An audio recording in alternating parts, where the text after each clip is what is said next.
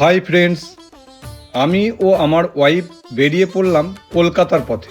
কলকাতার 9th প্ল্যান্টে একটি fashion শোয়ের অনুষ্ঠান ছিল। ওখানেই ছিল আমাদের ডেস্টিনেশন। আমার ওয়াইফ শ্যামলী দত্ত মণ্ডল জাজ হিসাবে ইনভাইটেড ছিল। এই রকম প্রোগ্রামে ইনভাইটেশন আমার কাছে প্রথম। ওয়াইফ ছিল প্রোগ্রামের 4 জন জাজের মধ্যে একজন জাজ। উনি ওনার ডিউটিতে বসে গেলেন।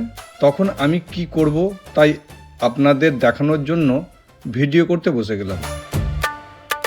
আমার মতো আপনাদের অনেকেরই এই রকম অনুষ্ঠানের অভিজ্ঞতা এই প্রথম। এখানে ওয়েস্ট বেঙ্গলের বিভিন্ন প্রান্ত থেকে কম্পিটিটররা এসেছিলেন। প্রত্যেক কম্পিটিটর তাদের কর্মজীবনে আলাদা আলাদা প্রফেশন থেকে এখানে এসেছে। তাদের শখের ভালোবাসার মন নিয়ে তাদের ব্যস্ত লাইফ থেকে সরে এসে একটু নিজেকে খুশি রাখতে, জীবনকে এনজয় করতে। কম্পিটিশনটি 4টি গ্রুপ বা ক্যাটাগরিতে ভাগ ছিল, যেমন বাচ্চা, মিস, মিসেস, মিস্টার। এইভাবে রং বেরঙের আলোর ছটায় চোখ ধাঁধিয়ে যাচ্ছিল। এই কম্পিটিশনে কিছুজন ছিল অনেক অভিজ্ঞ আর কিছুজন ছিল একদমই নতুন।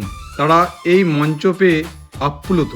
প্রত্যেকটা কম্পিটিটরকে সার্টিফিকেট প্রদান করা হলো। তারা খুবই খুশি। হ্যাঁ, এবার বলি, এখানে প্রধান অতিথি হিসাবে উপস্থিত ছিলেন অভিনেত্রী স্বাতী ভট্টাচার্য। তিনার মুখ থেকে কিছু কথা শুনে নেব, আসুন। এই অর্ণব ফ্যাশন অ্যান্ড গ্ল্যামের যে ফেসবুক পেজ, ইনস্টাগ্রাম পেজ, সেটা আমি দেখেছি। ওদের কাজ আমি দেখেছি, তো আমার ভীষণ ভালো লেগেছে। সেই জন্য এখানে আসা ভালো লেগেছে বলেই। স্বাতী ভট্টাচার্য নিজেও হাতে সকল জাজ ও প্রতিযোগীদের মোমেন্টো ও শিরোপা প্রদান করল।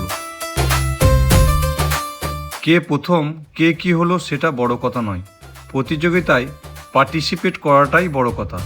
সবশেষে বলি, আমার এই নতুন অভিজ্ঞতা খুব এনজয় করলাম।